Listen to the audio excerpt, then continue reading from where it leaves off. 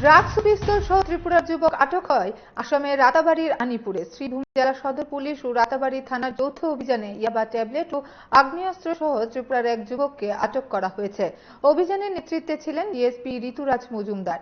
Anipur sugar mill সংলগ্ন এলাকায় হানা দিয়ে আটক করা হয় দেবজ্যোতি বণিক নামে সেই যুবককে। ধৃতের বাড়ি ত্রিপুরার উত্তর জেলার ধর্মনগরে বলে জানা গেছে। পুলিশ তার কাছ থেকে একটি 7.56 পিস্তল এবং প্রায় 22 গ্রাম ইয়াবা ট্যাবলেট উদ্ধার করে।